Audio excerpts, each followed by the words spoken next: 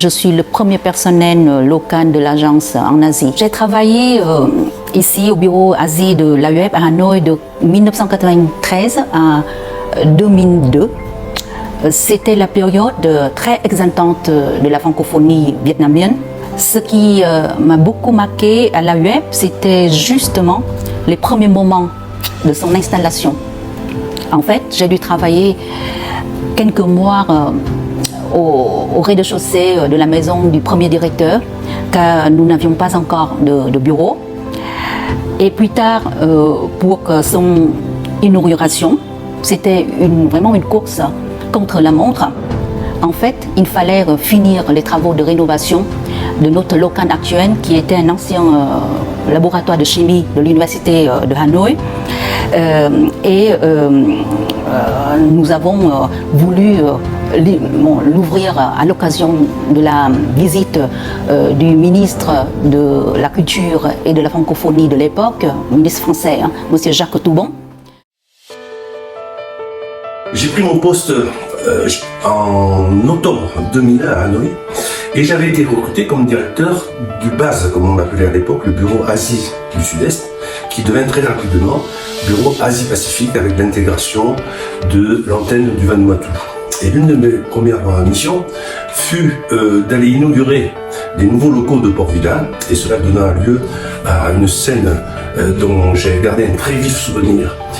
Il s'agissait de faire un don symbolique à la population, puisque nous prenions possession d'une terre qui n'était pas la nôtre, et l'AUF offrit un petit cochon qui était ficelé dans un sac, et ma mission était en quelque sorte de lui donner un petit coup de pied pour marquer l'entrée en possession et le don qui était ainsi fait à la population locale selon les coutumes en Vanuatu. Période d'extension du réseau vers de nouveaux pays avec de nouveaux membres en Inde et en Chine.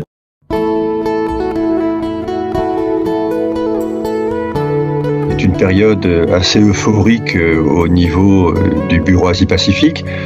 J'ai succédé à Daniel Weisberg qui avait lancé un certain nombre de programmes et on a développé ces fameuses filières universitaires francophones qui étaient une collaboration étroite avec les universités partenaires où il y avait des programmes enseignés en français dans des disciplines comme la médecine, le droit ou autres disciplines. En 1994, j'ai enseigné dans les premières filières francophones ou bien formations francophones du Vietnam. J'ai enseigné au génie civil. À l'époque, il y avait 2 classes avec 52 étudiants, donc seulement 2 filles, parce qu'au génie civil, c'est surtout des garçons. Et ce sont les meilleurs étudiants de la promotion qui ont été sélectionnés pour devenir étudiants de cette formation francophone. Et de la francophonie, le 7e sommet de la francophonie à Hanoï, en 1997, nous sommes allés avec M. Guillou au Laos pour présenter le programme des filières universitaires et ça a été, je crois, aussi une réussite au Laos. Je voudrais préciser qu'à part de la formation des enseignants pour les universités, la contribution importante de l'AOF est dans le domaine de former des main-d'œuvre pour le développement économique du pays, particulièrement au Vietnam.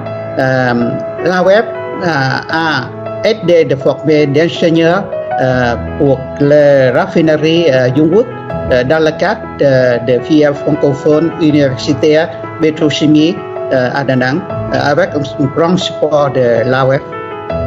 Historiquement, avec l'AOF, depuis au PLRS, depuis que j'étais étudiant en architecture, j'ai appris le français à l'époque par les professeurs qui viennent de l'OPLRF. C'est ça, la formation. Donc ça continue jusqu'à maintenant.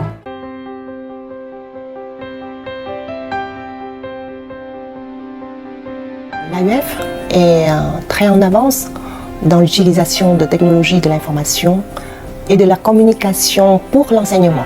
Je dis ça parce que lors du sommet en 1997 à Hanoï, il a été fortement recommandé que l'AUF aille de l'avant dans le programme Inforoute francophone. Ce programme est issu du plan d'action de Montréal, adopté lors du sommet de Hanoï. L'objectif de ce programme est de favoriser l'adoption et l'utilisation des technologies de l'information scientifique et technique dans les pays francophones. Dans ce contexte, les centres CIFED-REFER ont vu le jour, dont le centre CIFED de Hanoï. Je suis un des premiers employés de ce centre. On peut dire que le centre CIFED est un prédécesseur des CAI, Centres d'accès à l'information, plus tard, et les CNEF d'aujourd'hui, Campus numérique francophone. Leur mission est mettre à disposition des étudiants, enseignants, chercheurs francophones dans l'accès à l'information scientifique et technique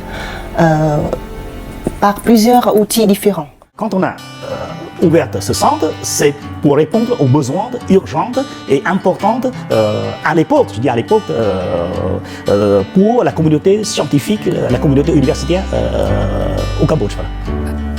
Le premier centre, ça s'appelle le centre CIFED-REFER. C'était entre 1995 et 1997. Ça s'appelle CIFED-REFER. C'est le système francophone pour l'édition et la diffusion. Voilà. Et réseau électronique francophone pour l'éducation et la recherche. Je me souviens, c'était vraiment très impressionnant de voir les premiers ordinateurs installés à l'époque par l'OPEL-URF, actuellement AUF, dans le petit centre à la rue 63. C'était l'antenne de l'AUF à l'époque à la rue 63. Et on a un petit centre au premier étage avec une dizaine d'ordinateurs personnels. Le PC, ce qu'on appelle le PC, ce n'est pas portable, avec une première connexion dial-up. On dit dial-up à l'époque, c'est-à-dire il faut faire la connexion avec la ligne téléphonique. C'était difficile, coûtait cher, mais l'OPEL-URF à l'époque a pu faire. Et ce qu'on est content, on a vu des étudiants cambodgiens à l'époque, surtout les étudiants en médecine, sont venus nombreux pour travailler tous les jours.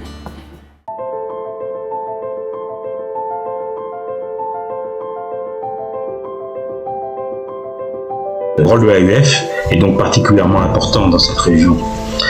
C'est grâce à son action que depuis 30 ans, nous trouvons aujourd'hui en Asie du Sud-Est des ingénieurs, des architectes, des médecins, des juristes francophones.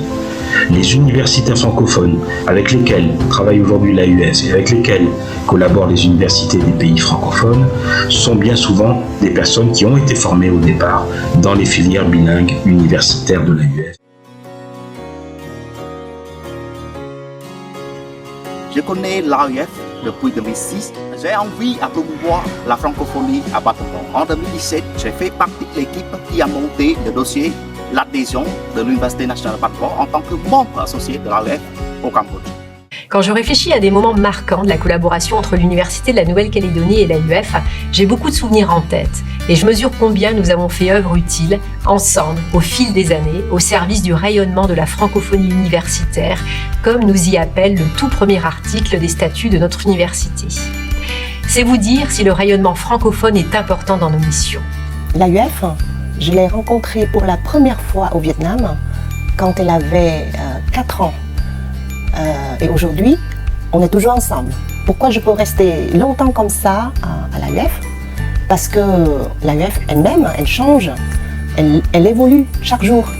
À 30 ans, elle est toujours jeune, très dynamique, enthousiaste et elle a plein d'idées. C'est pour ça que je suis ravie, je suis fière d'en faire part. Je suis vraiment heureuse de pouvoir participer avec elle dans cette aventure. Je n'oublie pas et n'oublierai pas ma famille AUF, ma vie AUF et mon bonheur AUF.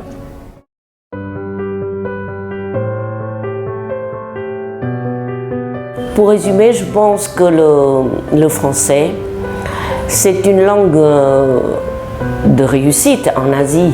C'est notre slogan avant, français, langue de réussite en Asie-Pacifique, et j'espère que cela continue à l'être avec les nouvelles visions du bureau de l'AUF en Asie-Pacifique. Ce parcours exceptionnel de l'AUF Asie-Pacifique et souhaitons-lui un avenir rempli de succès, d'innovation et de réalisations exceptionnelles au service de l'éducation, de la recherche et de la francophonie. Un message pour l'AUF à l'occasion du 30e anniversaire, c'est continuer à être le pionnier dans le soutien des universités de la région avec ses idées innovantes. Bon anniversaire. Bon anniversaire, parce que 30 ans, si on compare avec un être humain, c'est l'âge où on est déjà bien mûr. On a déjà une très bonne expérience dans la vie. Donc, je pense que l'AUF a tous ses potentiels et compétents pour pouvoir aider et développer dans ces pays membres ou avec leurs partenaires dans le monde entier. 30 ans, c'est la jeunesse. Fêter 30 ans de l'AUF, c'est fêter une jeunesse. Donner le message aux jeunes, il faut que les jeunes participent activement avec l'action de la francophonie. Merci. Nous ne s'arrêtons jamais à nous mettre à côté de l'AUF et aussi à promouvoir la langue française et aussi à élargir l'amitié dans le monde entier.